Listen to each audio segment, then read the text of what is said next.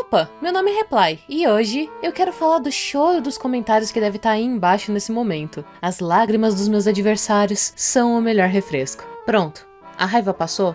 Já me chamou de salamandra venenosa sem melanina? Perfeito então, porque eu quero falar de jogos, parasitas mentais e arte. Por essa você não esperava, né?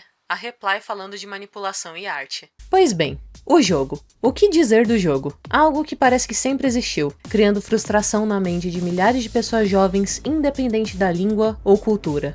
Hoje, eu quero falar um pouco disso com vocês, porque o jogo não foi sempre assim. E para tornar esse vídeo mais interessante, eu quero que você comente quantas vezes você acha que eu vou falar a palavra jogo durante o vídeo. Você vence se acertar com uma margem de 10 pra cima ou 10 pra baixo. E não vale editar o comentário. Depois no final do vídeo tu comenta de novo se ganhou ou não. E para quem vive em uma caverna que provavelmente não é a do Platão, o jogo se trata de um jogo onde toda vez que você pensa sobre ele, você perde. Outras regras foram adicionadas posteriormente, como todas as pessoas jogam o jogo. Você tem 10 minutos para esquecer do jogo, senão você perde novamente, e não tem como vencer o jogo, junto com várias outras firulas a mais, como ter que anunciar que você perdeu o jogo para contagiar as pessoas no seu redor a perderem também. Mas o essencial é que existe um jogo, que ao pensar nele você perde. Ironicamente, ele se torna extremamente difícil quando você tenta jogar qualquer outro jogo para se distrair, sem falar que esse nome torna a pesquisa muito mais difícil. Afinal, existem trilhões de informações na internet referenciando a jogos que não tem nenhuma relação com o jogo. Mas vamos nessa porque eu sou brasileira e não desisto nunca. Primeiro, ninguém sabe onde o jogo surgiu. Não se tem registro de onde começou ou com quem começou. E como tudo que aparentemente não tem dono, chegaram os ingleses lá e falaram que era deles. Igual várias obras de arte em museus de Londres, né? Mas como a gente não dá informação incompleta aqui, vamos lá. As informações mais antigas sobre o jogo são artigos de 2008 afirmando que ele foi criado em 1996. Quando dois engenheiros chamados Dennis Bagley e Gavin McDowell perderam o último trem e tiveram que passar a noite na plataforma. Então, eles tentaram evitar pensar sobre a situação e quem pensou sobre isso primeiro perdeu. Outra origem fala que também em 1996, um cara chamado Jamie Miller criou isso num fórum virtual para irritar pessoas. Também há um jornalista chamado Mickey Wright que jogou esse jogo no final dos anos 90 na escola. Outros lugares afirmam que o jogo surgiu em 77 na Universidade de Cambridge, quando tentaram criar um jogo que não se encaixasse na teoria dos jogos. A referência mais antiga que existe na internet é conhecida da data de 2002, onde Paul Taylor afirmou ter descoberto o jogo há cerca de 6 meses. Todos os artigos na página da Wikipedia que fazem referência ao jogo estão quebrados,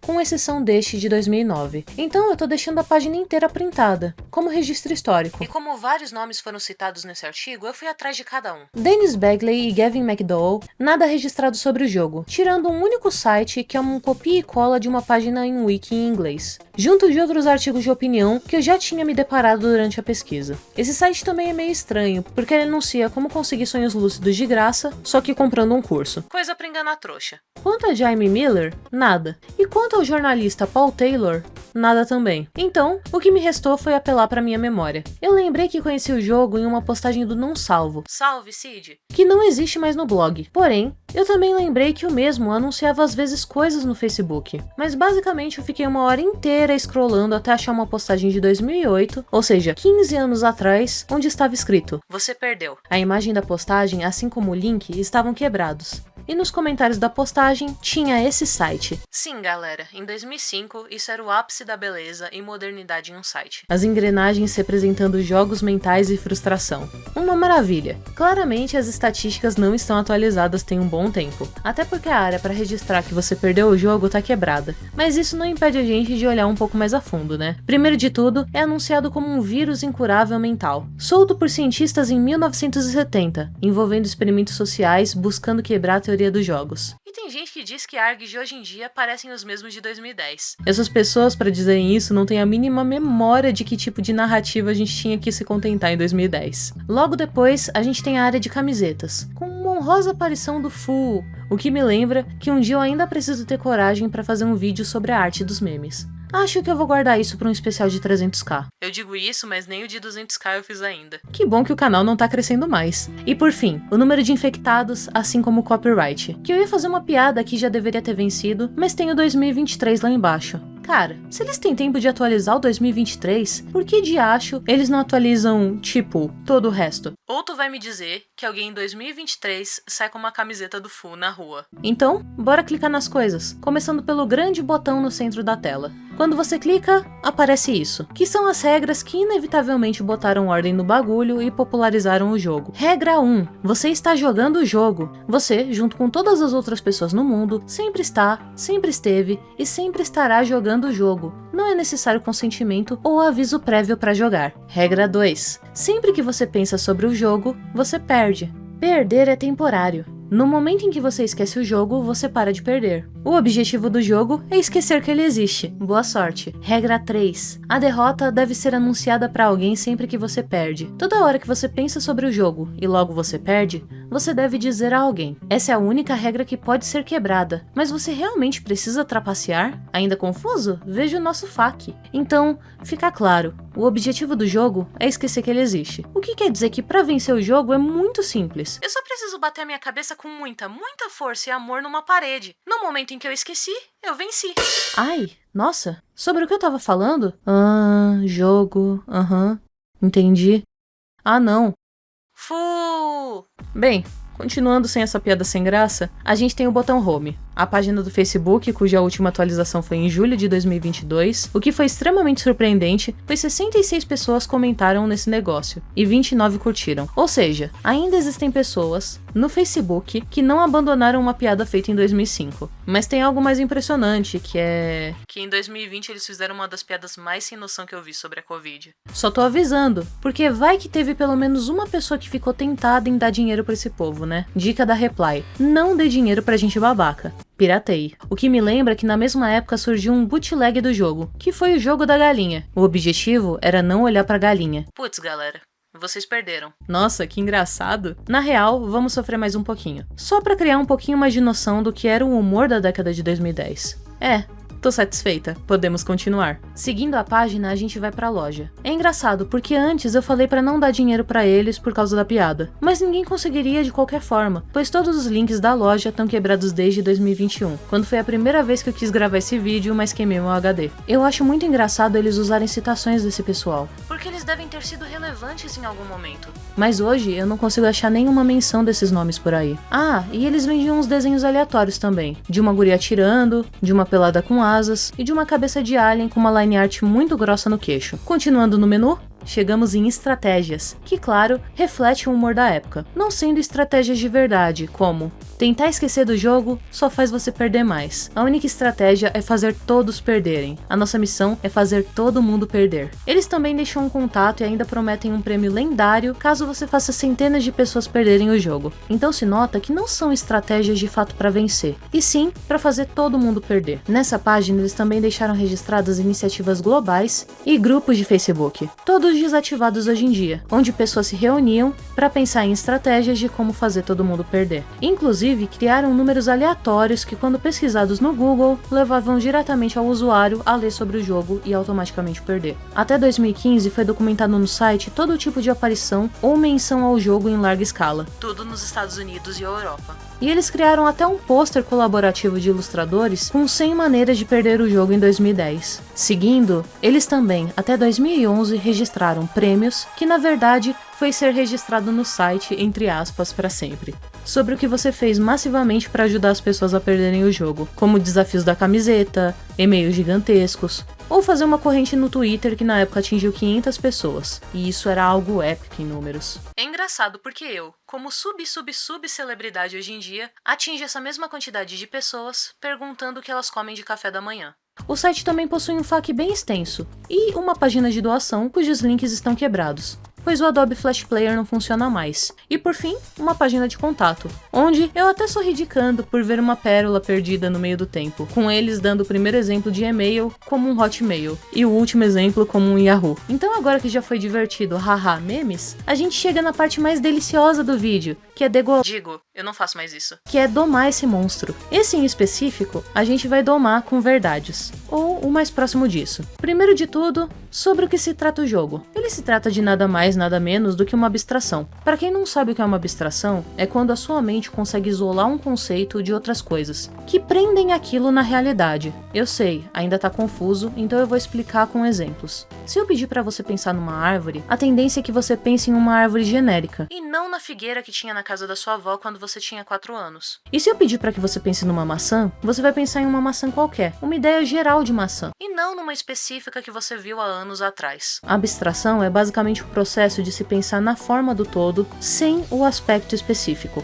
como a gente pode ver nessa representação de uma abstração feita por Picasso. No caso, no começo, é um boi específico numa memória que serviu de modelo, mas quanto mais você abstrai o pensamento e busca a essência do objeto, menos específico e mais essencial ele se torna. É óbvio que no mundo real, as coisas não são isoladas. Uma mãe é uma mãe, pois teve um filho. Um filho só é filho, pois teve uma figura paternal. Um professor só é um professor quando tem um aluno. A arte só é arte, pois o artista existiu. E por aí vai. A abstração, então, entra mais num jogo filosófico que não serve como um argumento em uma discussão, mas funciona para nós numa forma de simplificar e entender melhor o mundo, parte por parte, para depois usar essa reflexão e tentar compreender o todo. Nossa, Reply, quer dizer que arte abstrata vem de abstração e não são só rabiscos? Pois é, né? Quem diria? O jogo por si só é uma abstração de um jogo como nós conhecemos. Ou seja, ele é o pensamento abstrato do que seria um jogo. Tem que ter regras, tem que ter um objetivo. No fim, ele se trata mais de um jogo mental do que qualquer outra coisa. A primeira menção que eu consegui localizar é de 1940, quando Tolstói registrou que jogava um jogo com seu irmão, de ficar em um canto e não pensar sobre um urso branco. O problema é que a partir do momento em que você pensa que não pode pensar em algo, você tá fadado a pensar naquilo. Nosso corpo é uma máquina muito complexa, e o nosso cérebro é um computador que não compreende o significado do negativo. Se você tem um pensamento intrusivo, sei lá, vou exemplificar pro meu público que é artista, pegando um pensamento comum. Eu não sou capaz. Eu sou ruim, esse desenho tá uma bosta. Eu tenho que parar de pensar que esse desenho tá uma bosta, mas tá uma bosta. Mas eu tenho que parar de pensar que tá uma bosta, mas tá uma bosta. E você entra num loop infinito. E esse é o pensamento da Reply toda vez que ela tá desenhando algo que ela acha que pode dar views pro canal dela. E vai por mim, ficar pensando que você não pode pensar em algo não funciona. O que funciona, e que é quase comprovado pela psicologia, ainda tá sendo testado, é tentar substituir os pensamentos, soterrá-los com outras coisas. Por exemplo, listar todas as coisas que você gostou de fazer num desenho. No caso do amigo artista de pensamento anônimo. A sugestão é dada porque é como o cérebro funciona com sugestões. Ele tenta focar e repetir qualquer outros assuntos que podem ter um impacto significativo em diminuir um pensamento. Tanto se prova isso que mesmo que você termine o vídeo pensando no jogo, se você parar de tentar pensar nele, você não vai conseguir. Você só vai conseguir parar de pensar nele quando trocar a sua atenção para qualquer outra coisa que seja mais importante para você, porque o seu cérebro não vai aceitar ordens negativas. Ele vai aceitar a sugestão positiva de você pensar em outra coisa. E por favor, não interprete errado. Ordem negativa é diferente de conotação negativa. Explicando melhor, você pode dar 2 comandos que significam a mesma coisa: continue e não pare. No comando continue, seu cérebro tem que pensar em continuar. No comando não pare, seu cérebro tem que pensar em parar e depois em fazer o oposto de parar. É um caminhozinho a mais que gasta energia. E se tem algo que o nosso cérebro adora fazer é poupar energia. Por isso que é fácil se ver tendo os mesmos pensamentos todos os dias. E requer um esforço enorme para mudar alguma coisinha. Mas o jogo, que a gente tá falando, dá uma pista de como começar. Sim, você caiu na minha carta armadilha e achou que era um vídeo de comédia, mas na real vai sair daqui com uma crise existencial que vai te tornar mestre de si mesmo e aprender a conviver com os monstros de quebra. Ai, eu adoro meu trabalho. Adoraria ainda mais se você deixasse um like e se inscrevesse depois dessa, hein? Mas voltando ao papo sério, o jogo é só uma pequena pista, uma leve abstração para compreender como funciona o cérebro humano, que tá bem longe de ser compreendido. Não tem como fugir do jogo, assim como não tem como fugir dos pensamentos viciados que podem ser tanto legais quanto deteriorantes. Eles podem ser ativados com muita facilidade, seja uma palavra, um cheiro, uma cor. Suas sinapses vão fazer uma conexão e farão você lembrar de coisas que às vezes você não quer lembrar. Mas o jogo te ensina como equilibrar esse jogo, pois o único jeito de realmente vencer o jogo é pensando em outra coisa. Ou vendo o macaco dourado. O macaco dourado faz você vencer o jogo indefinidamente, até você desejar jogá-lo novamente. E ele te previne de qualquer outra coisa que queira fazer você voltar a jogar o jogo contra a sua vontade. Obrigada, macaco dourado. Viu? Eu te mostrei o macaco dourado. Eu não sou tão ruim. E bem, era isso que eu tinha pra falar sobre o jogo. Te vejo no próximo vídeo. Até mais. Eita, perdi. E claro, se os seus pensamentos estão fechados para qualquer outra coisa e você não consegue pensar em nada além desse pensamento específico, aí eu sempre recomendo buscar ajuda, ok? Vá fazer o que é melhor para você e que você sabe que é melhor para você. Se cuide.